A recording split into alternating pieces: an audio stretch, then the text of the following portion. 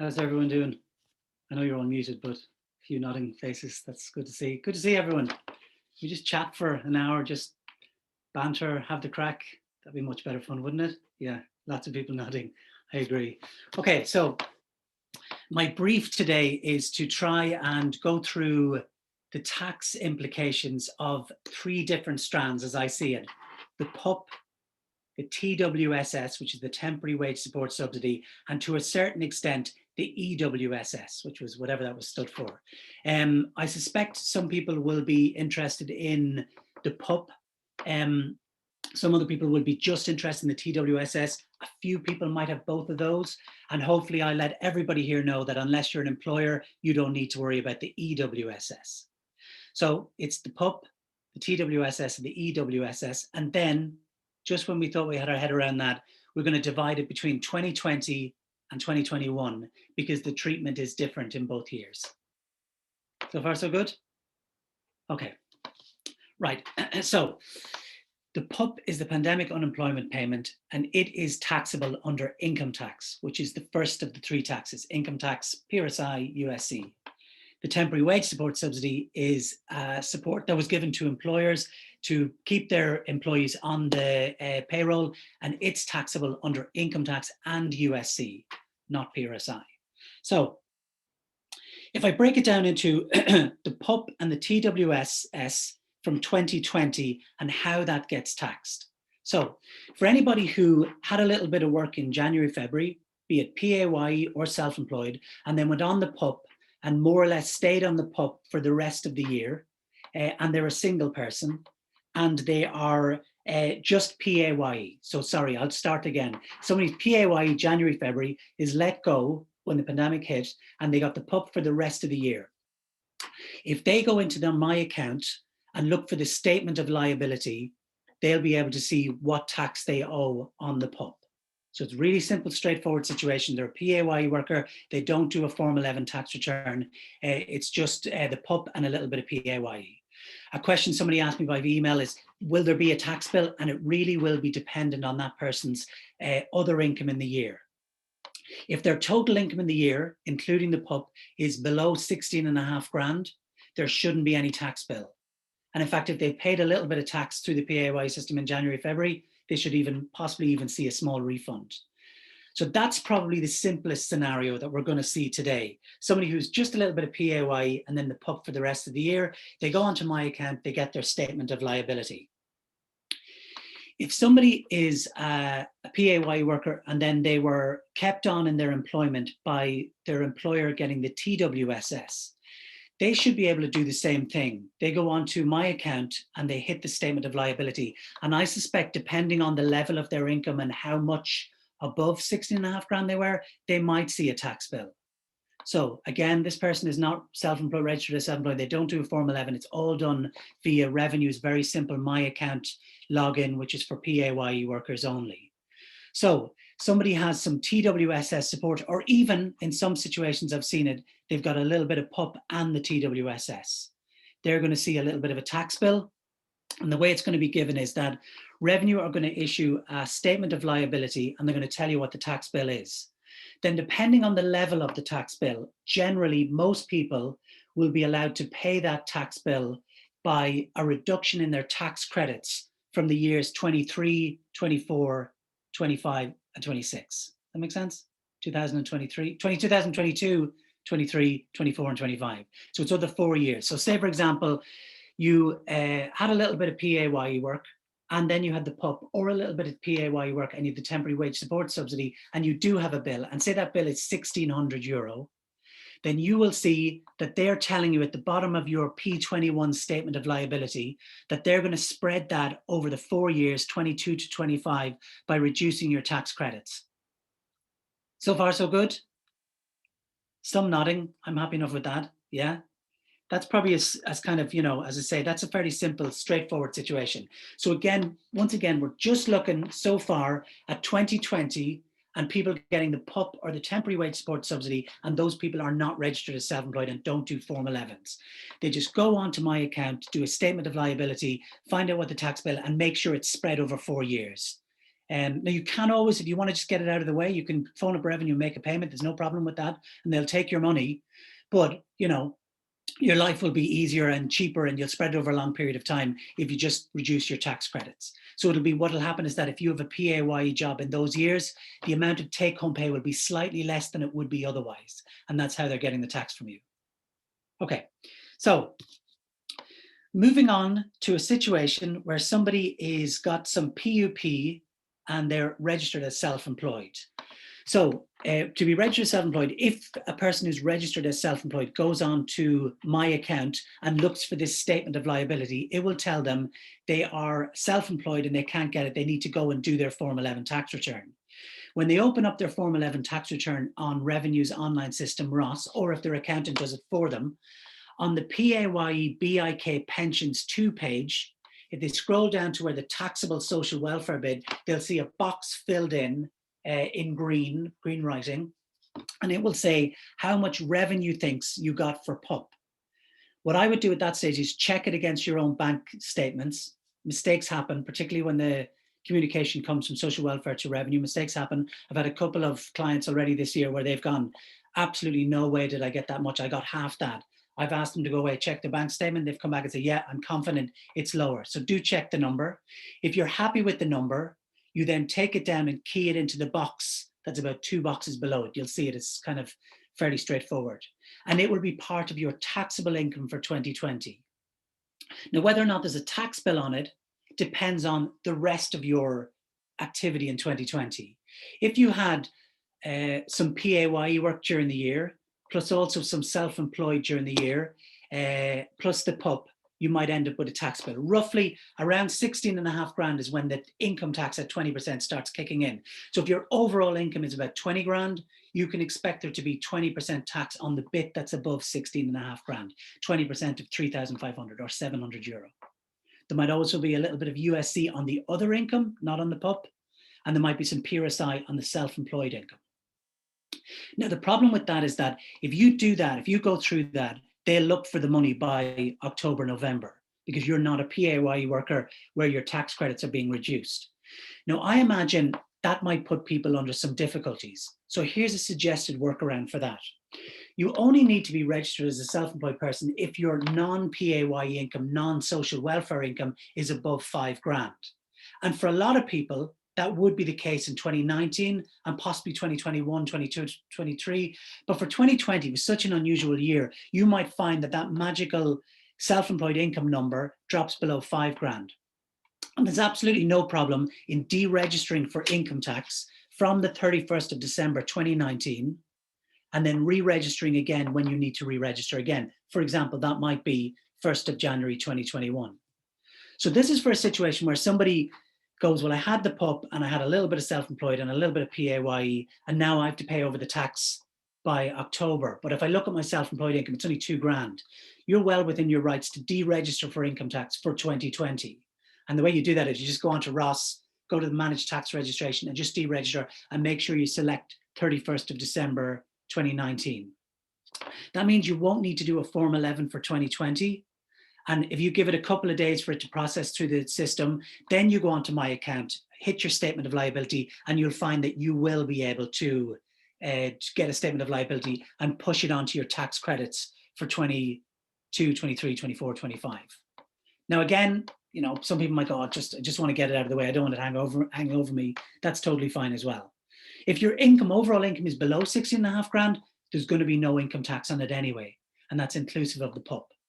What you could also always do is dummy run your self-employed Form 11 for 2020 and see what it looks like and goes, well, there's no way I can afford that by October, November, and then deregister and then do it all via a Form 12, that statement of liability processed through my account.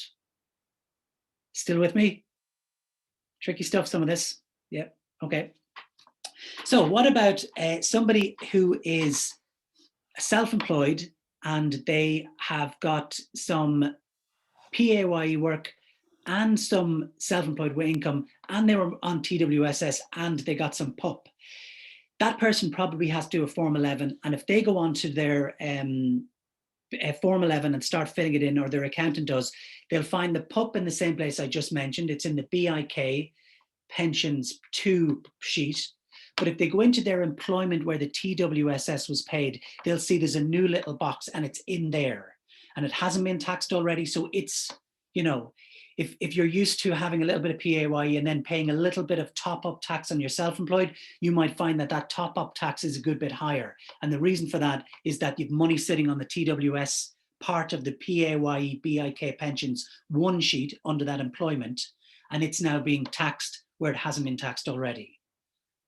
So keep an eye out for that. Now, what about somebody who is pandemic unemployment payment for most of the year, but they're married to somebody who's a PAYE worker and they do a joint assessment tax return together with that other person, or the other person is a self-employed person? Well, my feeling is that that self-employed person is going to see the PUP payment popping up in the joint assessment, and they might just have a tax bill that otherwise might have been spread over 4 years on a tax credit certificate. My feeling in that situation is the tax probably has to be paid by October, November, but if you're in trouble or whatever, and you think you're going to be working in a PAYE job in the coming years, give Revenue a call and see if they'll take your portion of the PUP out of the joint assessment bit and stick it on a tax credit certificate. I've heard of at least one person who that's been successful for in that exact scenario. So, you know, you're not stuck here. You know, you can phone Revenue and see if they can help you out on that. So that really is how 2020 has been looked at in the combinations of somebody who is PUP and is always PAYE. It's going to be rolled onto their tax credit certificate from 22 to 25. Someone who's PUP and is self-employed, that's going to run through their Form 11 tax return, possibly with the tax to be paid, if any, by October, November 2021. And someone who's jointly assessed, you know, it's going to be in that pile there together, and you might have an option of rolling it out, spreading it out into 22 to 2025. So there might be questions on that, which we'll pick up at the end. Sticking with 2020 for now, before we roll into 2021, let's look at a situation where, and this is mostly for employers. So employers who used the temporary wage support subsidy, which once again was money paid from the government to employers to keep people on the payroll. And the way that worked is that the money came directly into the employer and it went directly out with no tax withheld in it to the employees. That's the temporary wage support subsidy. And what it's ultimately happened is that those employees now have a tax bill on it. Well, Revenue realized that that might put people in a situation that they're totally not used to. PAYE workers usually just get to the end of the year and know all the tax has been looked after. So as a concession, they allowed employers to pay the tax on the temporary wage support subsidy without there being any additional tax complications or without it being treated as a benefit in kind, which is what normally happens if the employer tries to give anything to employees. Revenue taxes at that point as a benefit in kind. So Revenue have said there are two ways that employers can pay for this tax bill. They can just give the money directly to their employees, and then the employee can do their own Form 11 or Form 12 tax return and pay the tax over directly. So the money can flow just directly from the employer to the employee does the tax return and hands the money over. That's the simplest way to do it. Now, you might have a complicated situation where they're paying for tax on the TWSS for somebody who also has a load of other things going on, like the PUP and like the self-employed income. I think it's up to the employee and the employer to just work out what's the additional tax on the TWSS. And that's not impossible to work out. You just kind of strip everything else out of it, I feel. So that's the easiest way. You just make the payment from the employer to the employee, having done some calculations maybe in the background, hand over the money and they do their tax return and pay the tax. The other way is for the employer to run an additional pay run to adjust the final year pay run for 2020 and run through the additional tax and USC that's payable on the TWSS. That's a trickier way to do it, but it's a way of doing it. Having done that then, if that employee then reruns the statement of liability, there'll be extra tax paid on it and they should be left with no bill. That's complicated stuff. If I were an employer, I would go the first route. Just do a conversation with your employer, work out what the tax bill is. If the person's really straightforward and it's just a statement of liability and you're their only employer and it's TWSS, it's just the amount that's owing there. If not, you know, you might have to get the accountant in the organization just to come in and have a quick look at it. That make sense for any employers out there? I see a few people going, not a chance. Okay, so moving into 2021, because that's how they did it for 2020. It's all done after the fact. 2021 is a whole new ball game.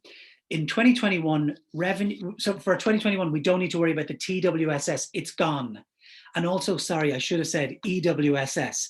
EWSS was a new system that came in September, where revenue or government gave money to employers to defray the costs of employment. Employees don't need to worry about that. The money goes directly into the employer to be part of their income, and then they just pay their employees as easier. So it's much easier. Employees don't need to worry, but there's no latent tax bill sitting in there.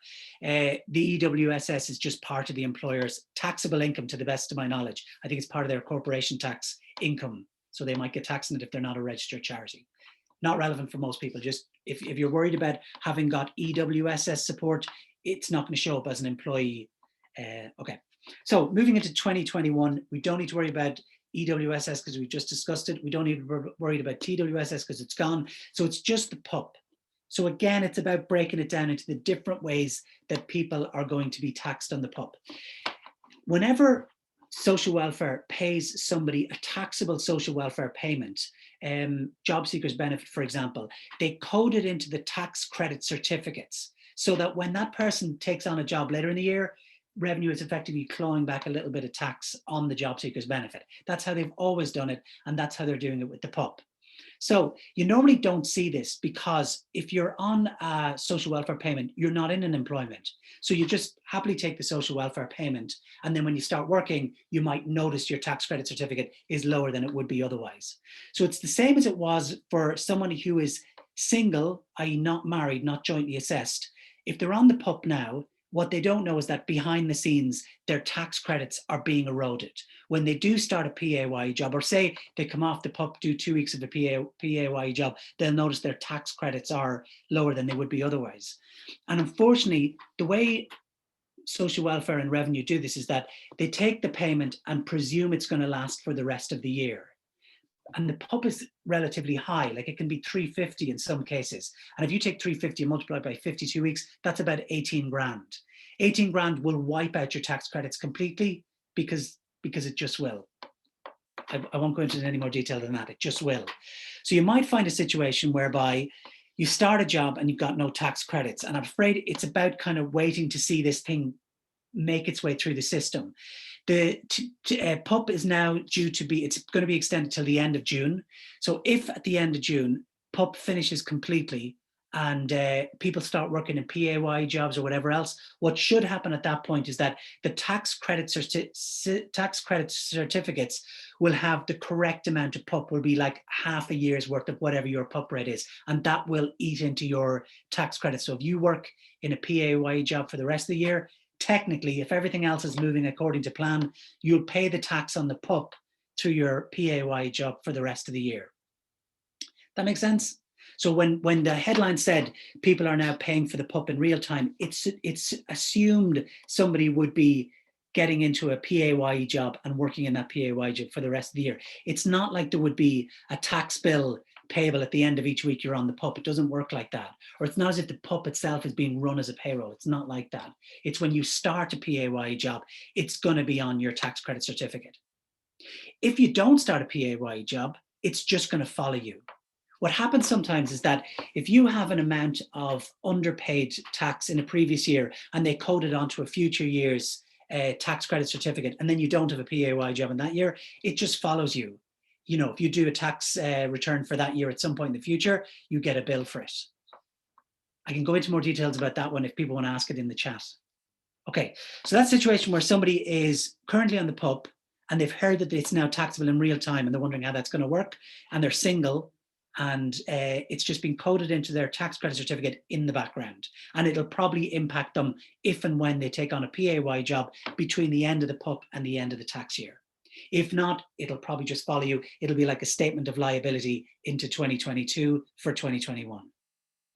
Okay, so what about if somebody is on the PUP and they're jointly assessed and they perhaps are a lower paid of the couple because they work in the arts, and they're usually happy to give over some of their tax credits to their higher paid PAYE partner. Well, in this situation, they might find that their higher paid PAYE partners' take-home pay is a little bit lower, because it's being assumed that they're earning 18 grand if they're on 350 a year, 350 a week. And that's been coded into their tax credit certificates. It's reducing the tax credits by a decent chunk, and that's been pushed into the other person's tax credit certificate. So that, I imagine, is a way of that revenue are getting the tax in real time through a jointly assessed couple, where the other person has been used to getting more of the tax credits, and now they're getting even less than half. I imagine, excuse me, some people are in that scenario. I know some people on the call have already talked to me about this. Tax on the PUP, I think that might be it from the point of view of tax treatments. If somebody's a self-employed person and they're on the PUP, and when the PUP finishes, they then continue being a self-employed person and get into 2022 and have to do their 2021 tax return, it'll just be included in the 2021 Form 11. It'll be taxable under income tax. So again, if their income overall is above 16.5 grand, there'll be some tax on everything, you know, the bit above 16.5 grand, and if not, it won't kick in, and it won't be taxed under USC or PRSI. And just to remind everyone, you can be self-employed and earn up to €480 per month after expenses and stay on the PUP and not tell anybody about it, not tell a social welfare about it. You just have to keep good records and show that it's below the 480. I know when this came out first, I confidently said, look, there has to be a common sense approach. You know, you could average a few months together or a number of months, or you could, you know, write off expenses that you pay at the start of the year over 12 months. I still stand my ground on the expenses over 12 months, but social welfare did come out and be quite definitive about that you could spread the 480 over 2 months. So it was 960 over 8 weeks, they said. That took the wind out of my sails a little bit, because I recognized the situation where, you know, somebody could get an invoice for 2 grand in 1 month and then not have anything for 3 months. And I felt with the expenses, they could get it down to 480. So, you know, they came out with something that was more definitive than I had been saying before that. So just to remind everyone, you are allowed to do that. And as always, with the PAYE work, because the two systems are speaking to each other in real time, if you have a PAYE job coming off, you need to come off the PUP to do the PAYE job and then go back on it. And always with going back on the PUP, there is this nervousness about, will I get back on it? If my circumstances are exactly the same, apart from the fact that I've come off to this job. Look, I'm still getting feedback that it's working for people, that, you know, social welfare are not getting any more sticky on it than they were beforehand. But I'm always interested in feedback if anybody's having any difficulties about that. So look, like with all these things, whenever I do a tax class with people, we do the stuff, people get, you know, 60%, 70%, 80%, and then the questions, hopefully, it's a different way of approaching, and I might describe it in a different way that's a little bit more accessible or whatever. So I'll open it up to questions. Excellent, thanks, Peter. If anyone has a question, please put it in the chat. If anyone would like to ask the question, if it's more a little bit more convoluted than you can type, then just type in that you have a question, and I'll call on you. There's a couple of questions about deregistering that we might start with. Yeah. If you're self-employed and if you have the artist's tax exemption and you deregister for the reason that you referred to at the beginning, Peter, what would happen to your artist tax exemption? Yeah, that's a really good question. My feeling is that the artist tax exemption presumes you have tax income that is taxable under income tax to begin with. So if it's dropped below a certain level and you drop out of it, I don't feel in any way that would mean you've relinquished your artist exemption, because like if you re-registered, you'd have to go for it again. I just don't think it would work like that at all. Now, I have a contact in artist exemption, and without frying their brain too much, I could try and frame the question in a way.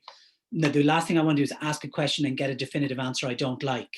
So my instinct on is that it shouldn't make any difference at all. For example, you could have somebody who has artist exemption and has no income from that source for 5 years, and then writes a play again, having got artist exemption for being a playwright, and then re-registered for the purposes of declaring the income. And I don't think that would be an issue at all. So I don't think that should get in the way. Now, if somebody's kind of going, well, I have artist exemption and therefore their income is above 5 grand, then they're not allowed to deregister anyway. Just because it's artist exemption, it's still non-PAYE income above 5 grand. So that advice to deregister wouldn't apply to them anyway, if that makes sense. Great, thank you. Another question, if you deregister as self-employed for 2020, will that have an impact on your stamps or state pension? I thought about that before giving that advice. My understanding is that the PUP gives you the same PRSI credit as whatever you were getting before you went on the PUP. So for somebody in a very straightforward situation where they were an employee getting A1 stamps, my understanding is that they will continue to get A1 stamps under the PUP, and ditto for a self-employed person. But I haven't seen it in practice yet. Because it was one of the issues that a lot of people had a concern with back in March and April of last year. So by deregistering, yeah, you do have the potential for not having any Class S contributions, but the PUP should cover that. Now, if you have self-employed income below 5 grand anyway, and your other income was below a certain level, I'm pretty sure you wouldn't be paying a Class S contribution anyway, but I could be wrong about that. It could depend on the combination. For example, you could have 3 grand worth of self-employed income and 4 grand worth of PAYE income, and that would trigger Class S contributions. But my overall answer is that my understanding is that the PUP gives you PRSI contributions, but let me triple check that and confirm it. Thank you, Peter. The question there about, could you say the thing again about earning on the PUP, which I presume this is about the 120 euros per week, or how that spreads over a number of months? Yeah, sure. Okay, so back around budget time of last year, Social Protection came out and said for self-employed people, where it's quite different from a PAYE worker, you know, it's quite binary, you're either not working and then you're working. For self-employed, it might take a while for the business to get back off the ground. And during that period, you might be taking small jobs here and small jobs there, but still be reliant on the PUP. Well, they didn't want to scare people away from taking these jobs. So what they said was, you could earn up to 480 euro, 120 per week, or 480 per month / 4 weeks after expenses, and still stay on the PUP. And you didn't need to tell them about it in real time. You just had to keep good records if they ever came and asked you a question.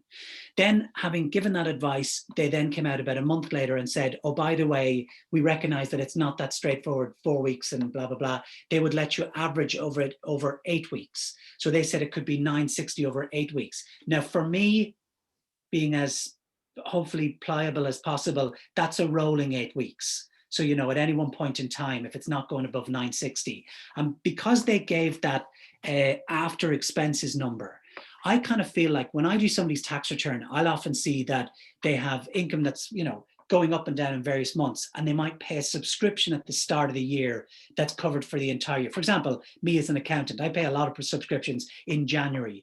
As far as I'm concerned, if I need to do a monthly, 4-weekly profit and loss account to show anybody, I would take that yearly subscription paid in January and I would take 1/12 of it out and plonk it into the 4-week period. So if you have anything like that, that might just help you get below that 480 / 960, then it's worth looking at those things. Does that kind of answer that question? I think so. Maybe that person might answer in the chat. Here's a question from someone who's newly married in 2020. Congratulations. They haven't had a chance to be joint assessed yet. Should they ask the accountant to continue to do the returns individually this year so that the PUP liability won't affect their husband? That's not a bad question at all, not a bad idea at all. Now, that person possibly should take a look at their own situation and figure out, is there a liability? Because if there isn't a liability, then they might be losing out on some of the other benefits that go with being jointly assessed, i.e. the various other benefits that you can look up with being jointly assessed, the sharing of tax credits and the sharing of the lower rate tax band. But that might be an option. But just so you know, even if you did go separately assessed for the next year, you can still ask Revenue to do a review on a joint assessment basis, even if you've gone separately assessed. That's no problem. You can do that at any point if you're separately assessed. And just to kind of underline a point, just in case anybody's not sure, in the year of marriage itself, so if they got married in 2020, you tell Revenue about it, and you're allowed to look for a year of marriage review to see if there's any benefit to looking at it together from the date of marriage to the end of the year. but you continue to be taxed as a single person in the year of marriage. Great, thank you. Is the fight against taxing the initial PUP payments dead in the water? As far as I know, yeah, as far as I know. I know that Institute of Chartered Accountants Ireland are looking to ask, particularly in the case of jointly assessed couples where one of them has got the PUP and now it's been taxed on the other person's income. And the first person on the PUP is back in a PAYE job. They are asking to push that out of the joint assessment, self-employed, and push it onto the tax credit certificate. So it's a more humane way of catching up with the tax liability. Great, thanks. Can we get the recording to view later? Yeah, we'll find a way of sharing an edited version of it. Here's a question from someone who did a gig and earned more than €960 over 8 weeks in 2020. They didn't go off the PUP. Can they pay back? Or how does that work? The facility to pay back, not that I know of. And I'm always nervous of somebody picking up the phone to somebody who's possibly knows their phone call is being recorded and needs to give the right answer. The facility to pay back doesn't seem to be possible. What I would say to that person is perhaps they come off, no, I was going to say come off the PUP for a week now in kind of, I don't know, some way of paying back for it or something like that. It's hard to know. I know in some of these cases where we weren't sure, or I was confident that, or me and talking to a client or somebody who's a friend or whatever, and we were confident that perhaps there was a little bit of wrongdoing, we might phone social welfare and ask them a question as if it was a contemporaneous question, i.e. what should I do if I have a job coming in and it's fairly high paid, but it's only for a week? Should I come off for a week and then, do something like that? But if the answer is that the facility to pay back, not that I know of. Or an alternative to that might be, as you say, Peter, rather than ringing social welfare, maybe you could ask the department to ask on your behalf, or funding it, or somebody where it removes you, and that they can ask for it as a general, and let them get an unofficial answer back on your behalf. I mean, it is also the case, isn't it, that if people don't go asking about it, it may just end up being left as it is. We don't know. Call is being recorded. And I would imagine that while we haven't seen much of it, I do imagine there will be checks, compliance checks. And I do imagine that social protection might at some point ask for bank statements and stuff like that. And I think it's worth people going and looking at it sooner rather than later, before the question is asked, and kind of go, if there is that one spike, can they find other expenses to drag it down as close as possible and then average it out over that 8 weeks and stuff like that? There's ways and means. Yeah, great. There's some other questions about this which will come up, I think. There's a question here about if you're registered as self-employed for income tax but paid emergency tax on a PAYE job in 2020 and 2021, do you claim it back, or can it count against your overall tax paid in that year when you do the Form 11? Yeah, when you do a Form 11, it's all captured. So what happens is that it takes your income from the various sources, your self-employed, your PAYE, your social welfare, it adds them all together, it works out the tax bill, and then it gives you a credit for anything you've already paid. So if you've overpaid tax within the PAYE system, or paid anything at all, in fact, it will be taken off at that point. In fact, that's the only way to do it. You can't go and get it back via my account if you've got a registration as a self-employed person. Great, thanks. Here's a question. I think I sent you something about this, Peter, this morning. I don't know if you had a chance to look at it. Do you know anything about the amended legislation to social welfare, which requires someone to have worked a minimum of 1 week in the previous 4 in order to be eligible for PUP compensation? The legislation summarily excludes any freelance workers that have a 4-week break or more between contracts, as they won't have made payments in that 4 weeks, which I would imagine covers a lot of arts workers. I hadn't heard of this before. I don't know if you had. I do wonder now, I did send an email back to that person this morning, and I suggested maybe we have a phone call at some stage. I hadn't heard of that. And my reading of that really is that was framed for PAYE workers. And it was to catch the fact that the pandemic cut short employments, and they didn't want to be giving the PUP to anybody who'd left a job organically earlier than the 4-week period before that. Because to the best of my knowledge, there's no way for a self-employed person to make a PRSI contribution in real time like that. It's always done retrospectively in the following year by that payment of the Class S PRSI. Now, again, tax is more my area than social welfare, but I don't think that can I don't think it can apply to a freelancer because of the way we pay our PRSI stamps. But I suspect that if somebody went in and applied for the PUP and they gave a future freelance job as the name and the employer, that would just fall flat, because that's not something that's going to show up on their system, because they're looking at registered employers, employer numbers, and they're looking to see were there any PRSI contributions paid in the 4 weeks before that.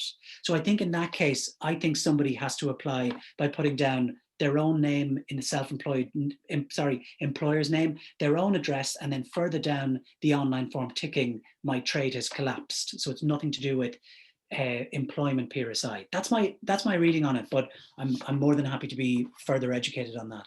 Brilliant, thanks, Peter. There's 2 questions here that maybe you could take them together. One of which is, if you receive a government grant, like an Arts Council Professional Development Award, for example, how do awards like this affect the tax on the PUP? Is it down to how much of the fund is to pay yourself? And then another question, which is about someone getting a self-employed job that will earn them more than 980 in a few consecutive days. Have they done the right thing if they sign off the PUP for the days, they do the work, and then sign on again straight after? So to take those 2 questions together, separately. The first one, an Arts Council grant and the bit that's left over from them, I think that person has exactly got it right. If they've got particularly the professional development, that tended to be around £3,000, and it tended to be structured in such a way that most of it is not supposed to be for you, it's for somebody else to give you the professional development. So, even if somebody ends up with, say, I don't know, 1,000 out of that, and they can find ways to add expenses and stuff like that to bring that down to that 960 over the 8 weeks, and there's nothing else going through the bank statement at the time, I feel that should be okay. I think what would be really helpful is to have a little income and expenditure, really simple, handwritten if you like, with the 3,000 coming in at the top and the bits going out, so that if anybody ever did look at the bank statement, you just bring it up and go, yeah, this is how this worked.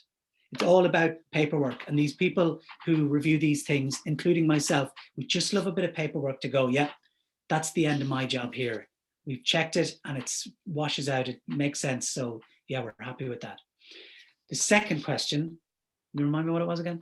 Sorry, the second question is the one about if you have a piece of work that earns yes more money, is the right thing to do to sign off the PUP for the days you do the work and then sign on again straight after? I think that's a really good way to do it. And I think that in that situation, what can be really useful, and in fact, people close to me have done this, ring up the PUP helpline to let them know you're doing it, if that helps. Make sure you're doing the right thing, and they'll also give you a bit of a steer on when exactly to come off it, and when to sign back on it. And that feels exactly the way to do that sort of a thing.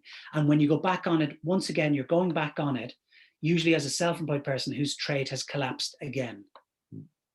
And just to clarify then, the income that you might earn in that period, however long or short, when you're not on the PUP, doesn't count to the €120 a week that you're earning while getting the PUP. No, I would feel it doesn't. Yeah, absolutely. Yeah. But I'm also interested, as I mentioned there, about people going back on. If anybody on this call has any experience of trying to get back on and it not working out, maybe they could send me, if they don't want to share with the group, maybe they could send me a private message. I'd love to know, or even give me a call afterwards and we'll have a chat through to see exactly, is anything changing from Department of Social Protection's point of view. Great. If anyone has that experience and you wanted to share it in the chat, or if you wanted to speak, or if you want to contact Peter directly, we can pass on a message. There's someone saying there that they've come on and off numerous times over the last year. Best way is online. I've had the same experience myself, having been lucky to have a couple of bits of work. And can I just check, in both these people's situation, has it been always as a self-employed person, or has it been a blend of self-employed / PAYE? Those people who are answering in the chat, you might answer in that question in the chat, a blend. Okay, that's useful.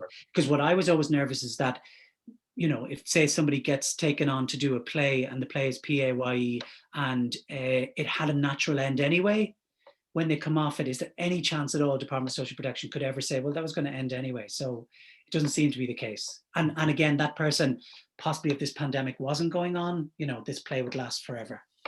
Okay, great. Yeah, so some people self-employed and some people with the blend. It's good to hear. We have about 10 minutes left. I'm sure people have burning questions, something that you would like explained again, something that you're embarrassed to ask because you think it's really obvious, something that you know that when we hang up in 10 minutes, you will be regretting that you didn't get to ask it. This is your chance. As we can see, Peter is very wise and very helpful, and so any questions that you might have, however minor, please fire them into the chat so that we can use Peter to his full potential, or his full accounting potential, because he obviously has multiple other potentials. Here's a question. Someone will be in this situation next month, but they're not self-employed. Are there risks in coming off the PUP? Look, I feel there's always risks in coming off the PUP, just because it's all so new, and we don't have 10 years worth of experience of how exactly they administer it. And also they've changed, in fact, I feel they've been very benign. There have been changes to our benefit as the PUP has been rolled out, but it's just, there's always risk. Can I just check, this person is not PAYE, but they're going off the PUP to do a PAYE job, and that's going to finish up again, or a self-employed job that's going to finish up again? My understanding from the question is that it's someone who's not self-employed, so it's a PAYE worker who will be coming off the PUP to do a piece of PAYE work. Yeah. So I think that's yeah.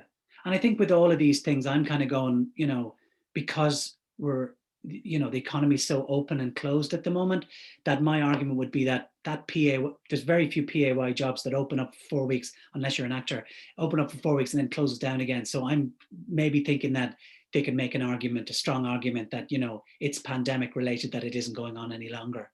This is a PAYE job for 1 week, actually, the person has clarified. But my understanding is that there were people on the call who have had the experience of going on these short periods. I've spoken to lots of people in that situation who've gone on to a PAYE job for a few weeks, come off, got back on the PUP. Great. A couple more questions. We'll try and get through as many of these as possible. Is there any limit to how long you can be signed off for before trying to get back on? This person has only ever signed off for a week or two. Not to my knowledge. And I know of some people who have come off the PUP for maybe up to 12 weeks and then gone back on. So it doesn't seem to be an issue. Can I ask a question that came to me directly? Yeah. Yeah, great. So somebody asked the question, is it best to opt into Class S contributions if possible? Class S contributions are the contributions you make as a self-employed person, and they kick in automatically if your income is above $5,000. And if you're not paying PRSI contributions in any other way, then I would always suggest paying the PRSI contributions, because that's what's eventually going to chip into your contributory state pension. So if you look back and you've paid no contributions, and this is a way of, you have to earn at least $5,000 to pay the PRSI contribution. But if somebody had €5,100 worth of self-employed income, registered as self-employed, put that through a tax return, the tax bill would be exactly €500, and that would give them 52 Class S contributions.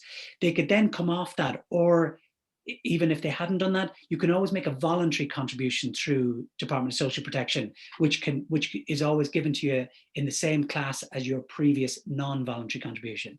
To give a kind of a summary to that, summary answer to that question is, it's always good for all of us to know what our PRSI contributions look like at this point in time.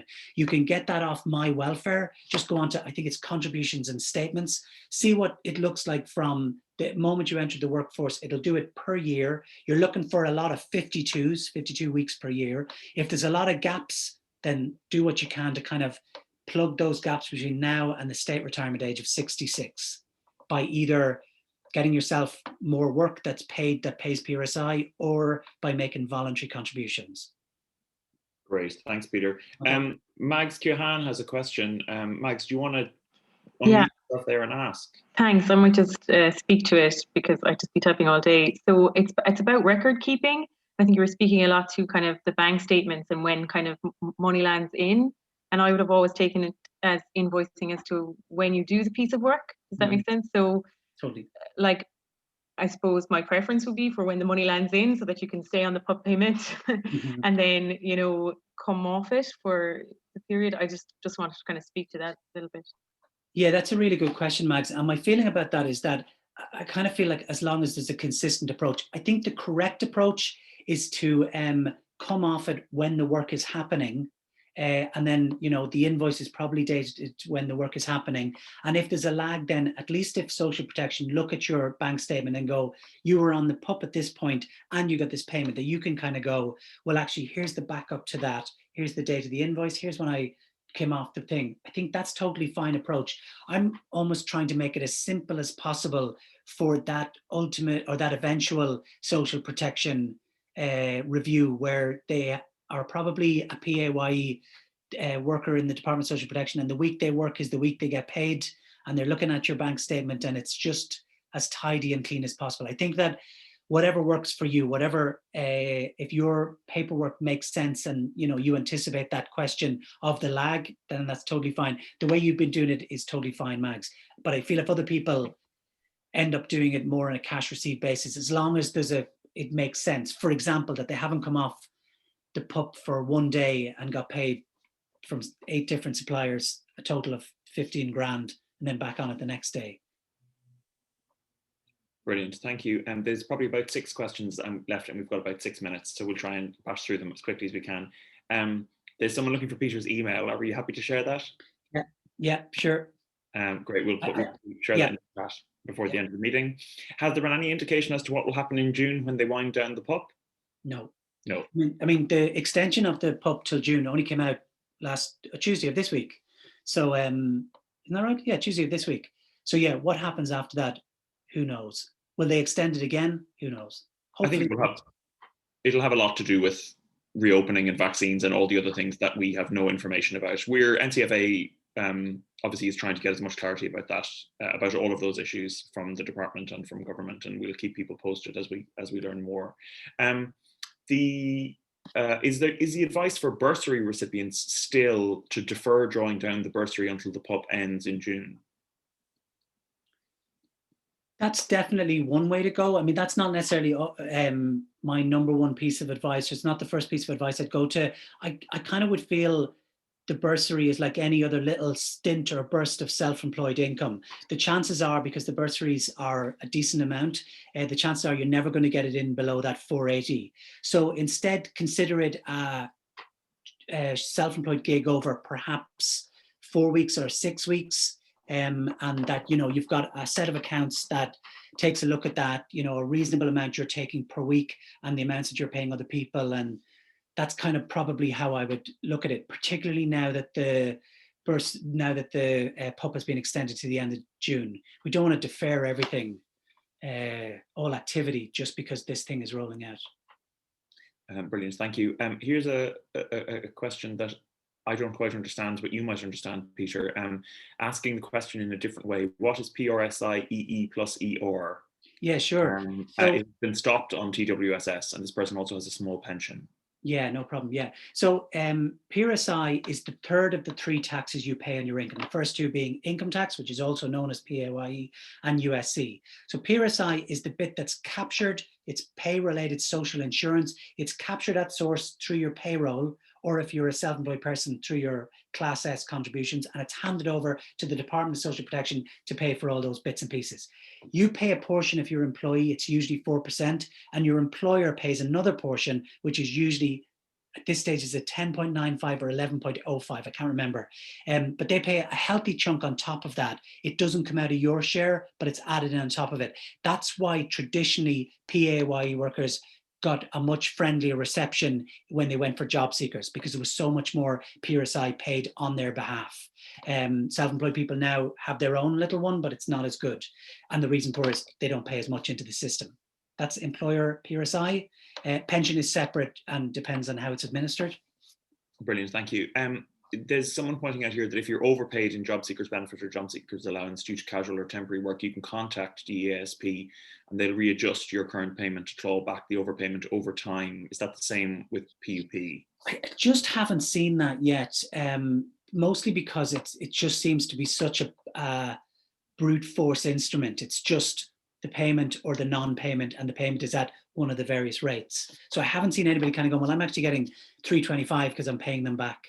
And just so we know as well, my experience with social welfare is that if you do end up in a situation where, not through any fault of your own, but you do get overpaid, they usually are quite, they'll take it back from you, but over a long period of time, which can be helpful. If anybody's carrying a little bit of shit, what happens if they catch up on me and I made a genuine mistake and worked for 2 weeks? I feel it won't be we want it all back. That's my experience. They don't, you broke the rule once, we want all of it back. It doesn't really work like that. Great, thank you.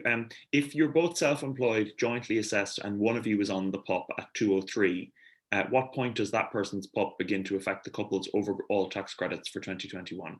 That's a really good question, and it depends on a number of moving parts, but the PUP itself attracts the PAYE tax credit. So if that person had just the PUP at 203, that's roughly 10 grand worth of income.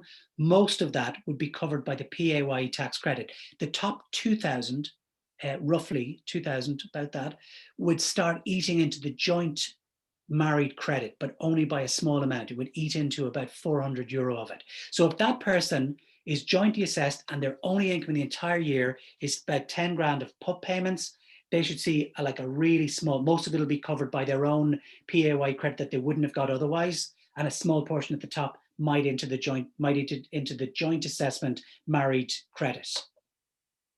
Great, thank you. Someone mentions that a week that they signed off the PUP and perhaps signed back on too quickly, so ended up getting the PUP for that week. And this person is assuming that they'll sign back off now for a week to balance the books in case they were ever queried about it. This is to do with the fact, isn't it, that if you're signed onto the PUP for one day in the payment week, so technically if you sign on and off in the same week, you can end up not coming off it at all. Yeah, and the advice that you can find it all over Social Protection's website is that you come off on the first day of a job. So, if you come off on a Monday and you sign back on the following Monday when you're no longer working, you'll get the PUP for both of those weeks. And I have seen that. And I have got a couple of nervous text messages from somebody going, I've signed off and they're still paying me and it's 2 weeks later. I think it's to do with that, coming off and going back on it. And there can be a big long lag between coming off it and your final payment, because you could come off it on a Thursday, you could come off it on a Friday and still get paid the following Tuesday week, because you're into the new week. And that Friday to Thursday is paid in the following Tuesday. So that can happen. Brilliant, thank you. Final question. If someone was going to be moving to self-employed maternity benefit, would there need to be a break in time from going from PUP to maternity, or will having been on PUP have any impact on getting maternity benefit? So if somebody's going on the PUP, somebody's they're on the PUP now and they're moving to maternity benefit. So going on to maternity in 2021 depends on your PRSI contributions in 2019. So being on it and then won't make it, so they'll look back to see whether or not you're eligible. I don't know the answer to that. I think they'll need to contact the department directly, because what I'd be afraid of is that they come off the more lucrative PUP and onto the less lucrative maternity. But then I'd be afraid that what if they're halfway through the maternity and the PUP disappears and they've left it too late? I just don't know the answer. I think that's a direct question. And I think that that person won't be the only person asking that question, so they should have an answer ready to go. Brilliant, thank you. There's one last question, so I'll take that so that that person doesn't feel left out. Is PRSI stopped on the TWSS? No, it's not stopped on the TWSS, and neither is it due on the TWSS. So there is no PRSI on the TWSS, but similar to the PUP, my understanding is that there would be PRSI contributions that would match up with your previous PRSI contributions for that period. That's my general understanding about that, but no PRSI stopped and none due, just income tax and USC. Fantastic. There are thank yous starting to come in for Peter, and on behalf of NCFA, I will pass on my thank yous also. If there are any other burning issues, you can contact us at info@ncfa.ie. Peter's email has been put in there in the chat as well.